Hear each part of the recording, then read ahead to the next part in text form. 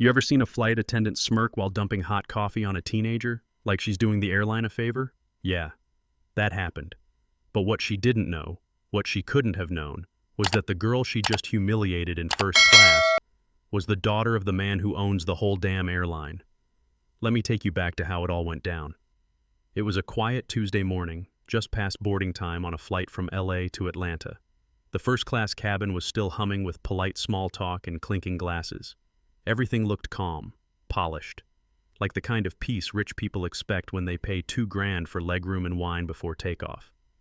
In seat 3A sat a girl named Amira Langston, 17, black, wearing a Stanford hoodie, hair in a low bun, clean sneakers, and a backpack tucked neatly under the seat in front of her.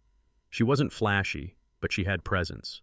Calm, poised, with that quiet confidence you only earn when you've had to prove yourself your whole life just to exist in rooms like this.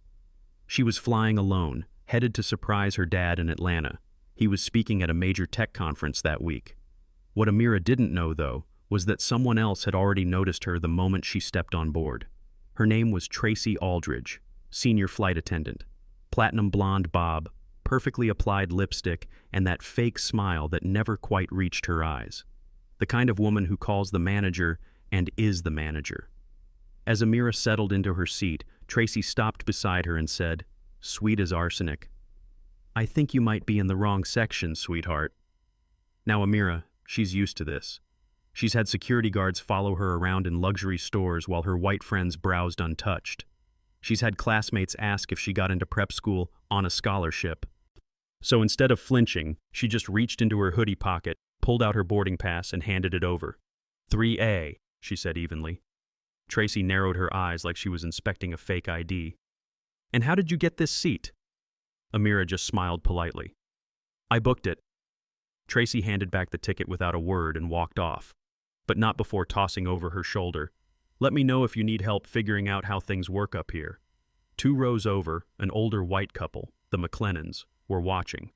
Mr. McLennan looked confused, but Mrs. McLennan? She raised her eyebrows and gave Amira a soft, knowing smile, the kind that says, "Yeah, I saw that too." The rest of boarding went by in a blur. Tracy played her part, charming, attentive, practically bubbling over with champagne for the right passengers. But with Amira, she kept a distance. No eye contact, no menu, nothing. And then came the coffee. Midway through the flight, Tracy walked by Amira's row with the beverage cart. Didn't say a word, didn't ask what she wanted, just turned slightly and poured the coffee. Right onto Amira's lap, hot, scalding, all over her jeans and thighs. No napkin, no apology, just a cold little whisper. "Maybe this'll help remind you where you belong." The entire front cabin went dead silent. Amira sat there motionless, blinking through the pain. She didn't scream, didn't make a scene. She just reached into her bag, grabbed her phone, and typed 3 words. "Dad, it happened." Let me pause right here. Because here's what Tracy didn't know. 6 months ago, after another racist incident involving his wife on a different airline, Amira's father, Malik Langston, quietly bought a majority stake in Horizon Atlantic Airlines. Yeah, the same airline she was on now. He'd kept it quiet, low-key, started making behind-the-scenes changes to improve the culture. Slow work, strategic work. But this was personal. Amira didn't need to cry or threaten lawsuits. She knew exactly what to do. She opened the voice recorder app, noted the time, took photos of her soaked jeans, and asked the businessman beside her, David Liu, a frequent flyer and hedge fund manager, if he saw what happened. He nodded. "I saw everything. She did it on purpose." Meanwhile, Tracy was back in the galley, bragging to her junior attendant, Eric, about putting that little girl in her place. What she didn't know? Eric had been watching her the whole flight, and he was done pretending. He marched straight to the cabin manager. Within 15 minutes, word had reached the airline's VP of Customer Experience, who just so happened to be in Atlanta preparing for the same tech conference Malik was attending. Things moved fast. The head of in-flight services, a legal advisor, and a PR rep were waiting at the gate when the plane landed. But it didn't end there. Because Malik Langston didn't storm in yelling. No. He walked into that private airport lounge calm, collected, wearing a tailored suit and an expression that said, This isn't new to me, but this time, we finish it. Amira sat beside him, still wearing her coffee-stained clothes, eyes locked on Tracy across the room. She spoke first, slow, deliberate, measured, laying out every detail. The moment she boarded, the remark, the coffee, the silence that followed. Then came the twist. Because when they asked Eric, the junior attendant, what he saw, he didn't hold back. It wasn't an accident, he said. She targeted her, and this isn't the first time. Tracy's said stuff like this before. Tracy's face went pale.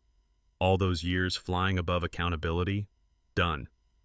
But the most powerful moment came next. Amira stood up. Despite the coffee, despite the trauma, despite being 17, she faced the executives and said, "This isn't just about me. It's about everyone who's ever been made to feel like they don't belong. We're not asking for special treatment. We're asking for equal treatment. And if this airline wants to lead the industry, it starts here." Dead silence. Then Malik spoke, voice low but firm.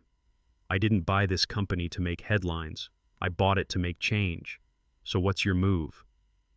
3 weeks later, Horizon Atlantic rolled out a new equity training program for every employee, from check-in clerks to cabin crew. A new advisory board was formed, co-chaired by Amira herself. Tracy, terminated. Her name trended online for days. Interviews canceled, friends gone. She released a weak apology, but it was clear she was sorry she got caught, not sorry for what she did. And Eric? Promoted. His courage to speak up didn't go unnoticed.